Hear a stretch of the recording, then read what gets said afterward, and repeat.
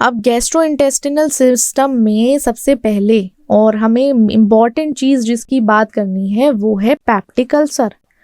अब अल्सर का मतलब होता है कुछ ना कुछ आप ऐसे वूंड मान के चलो, एक काइंड ऑफ, ठीक है। पैप्टिक अल्सर सोर्स हो जाते हैं स्टमक की लाइनिंग में, स्मॉल इंटेस्टाइन में, ईसोफेगस में, तीनों जगह। जैसे ये है ना सोर्स काइंड ऑफ, ये होने शुरू हो जाते हैं। अब ये क्यों होते हैं? ये इसलिए होते हैं क्योंकि ये एसिड का प्रोडक्शन स्टमक में ज़्यादा हो गया है, उसकी वजह से। अब पैप्टिक अल्सर को गैस्ट्रिक अल्सर, ड्यूडेनल अल्सर और उसमें डिवाइड कर दिया जाता है। ड्यूडेनल अल्सर आपके, जैसे गैस्ट्रिक अल्सर है वो स्टमक में रहेगा, ड्यूडेनल अल्सर आपके अपर पार्ट जो स्मॉल इंटेस्टाइन का है वहाँ रहेगा, ठीक है। ईसोफेजियल अल्सर ईसोफेगस में देखने को मिलता है। अब किसकी वजह से होता है? एक पर्टिकुलर बैक्टीरिया है जिसका हेलिकोबैक्टर पाइलोरी इन्फेक्शन, ये बैक्टीरियल इन्फेक्शन की वजह से स्टमक की लाइनिंग डैमेज होने लगती है। कुछ लॉन्ग टर्म आप अगर मेडिकेशन लेना शुरू कर देते हो, आइबुप्रोफेन, एस्प्रिन, एनसिड्स हैं, उसकी वजह से इरिटेशन और इन्फ्लेम होती है स्टमक लाइनिंग, एसिड का प्रोडक्शन बढ़ जाता है, लाइफस्टाइल फैक्टर्स में चेंजेस आने लगते हैं, तो उसकी वजह से पैप्टिक अल्सर होता है।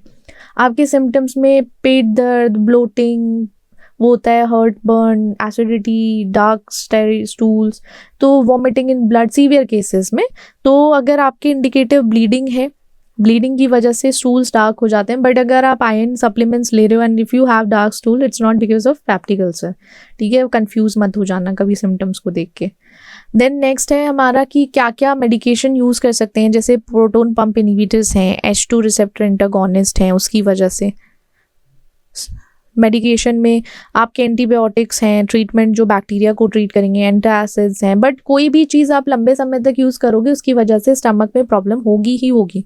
लाइफस्टाइल चेंज करो, एनसिड्स मत लो, अल्कोहल तो बिल्कुल मत लो, स्मोकिंग छोड़ दो, बैलेंस डाइट लेना शुरू करो, स्ट्रेस मत लो, उससे ही बहुत ज़्यादा पैप्टिक अल्सर में चेंजेस आना शुरू हो जाते हैं। कॉम्प्लिकेशन क्या होती है? अगर आप इसको सीवियरिटी लेवल पर ले जाओगे, बहुत हाई लेवल पर ले जाओगे, तो इंटरनल ब्लीडिंग होने लगती है जिसकी वजह से एनीमिया होता है या ब्लड लॉस होना शुरू हो जाएगा।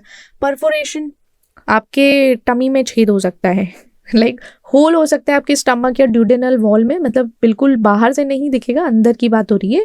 गैस्ट्रिक आउटलेट ऑब्स्ट्रक्शन है, पेरिटोनाइटिस है, इन्फेक्शन हो गया एब्डोमिनल कैविटी में, अगर अल्सर परफोरेट हुआ तो ये सारी कॉम्प्लिकेशंस आ सकती हैं अगर प्रोटोन पंप पैप्टिक अल्सर हुआ तो। Correct? Okay, that's it for today. See you in the next class. Bye bye.